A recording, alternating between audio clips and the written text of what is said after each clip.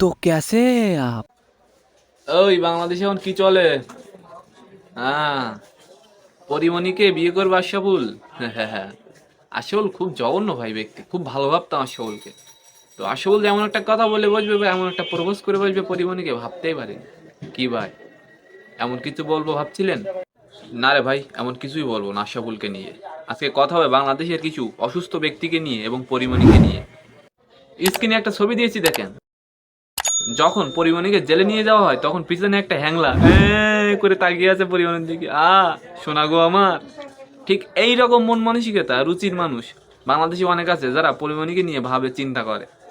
দেখলেই মনে যদি একটু দেখতে পেতাম, যদি একটু কাছে পেতাম। তো ওই দিন ওই টক শোতে পরিমণিকে আশরাফুল কি বলেছিল, তো চলেন ভিডিওতে বিস্তারিত দেখে আসি। ঈদের রেশ কেটেও যেন কাটছে না।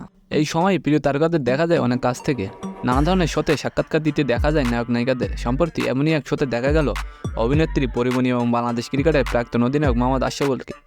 এমনিতেই ব্যক্তিগত জীবনে টানাপোড়েনের মধ্যে দিয়ে যাচ্ছেন নায়িকা। আপাতত ছেলে রাজ্যকে ঘিরে আবার দ্বিতীয়তার জগৎ। স্বামী শরীফুল রাজ্যের সঙ্গে তার আর কোনো সম্পর্ক নেই, সে কথাও প্রকাশ্যে জানিয়েছিলেন নায়িকা। এর মাঝেই নতুন সাক্ষাৎকার নিয়ে অনুরাগীদের একাংশের আগ্রহ ছিলই। বেশ মজার ছলে এগোচ্ছিল সাক্ষাৎকার। মাঝে হঠাৎই নায়িকাকে শটান বিয়ের প্রস্তাব দিয়ে বসলেন আশরাফুল, তাও আবার লুকিয়ে নয়, ক্যামেরার সামনেই। প্রকাশ্যে এই ঘটনা দেখে অনেকেই চমকে গিয়েছেন। এমনিতেই পরিমণির পঞ্চ বিয়ে নিয়ে জল্পনা ছিল ঢালিউডে। এবার কি সেই ভাবনায় সত্যি হতে চলেছে? শুরু হয়েছে জল্পনা। আসলে ওই শো এর সঞ্চালক প্রাক্তন অধিনায়ককে বলেছিলেন নায়িকাকে বিয়ের প্রস্তাব দেওয়ার জন্য। তখনই প্রায় সিনেমার চিত্রনাট্যের মতো একটি দৃশ্য তৈরি হয়, যেখানে আশরাফুল পরীকে বিয়ের প্রস্তাব দেন। বলেন, আমার বাড়িতে বিয়ের জন্য পাত্রী খুঁজছে, আপনি কি আমায় বিয়ে করবেন? অবশ্য বাংলাদেশের সংবাদ মাধ্যম অনুযায়ী সবটাই মজার চলে। এই ঘটনাও পরীও পেয়েছেন বিপুল মজা। ঈদের আগে থেকে ব্যক্তিগত জীবনে নানা ধরনের ওঠাপড়ার মধ্যে দিয়ে যাচ্ছেন নায়িকা। তার স্বামী শরীফুল রাজ্যের ফেসবুক থেকে ছড়িয়ে পড়েছিল 3 নায়িকার গোপন ভিডিও। তার পরপরই থেকেই শুরু হয় সব অশান্তি।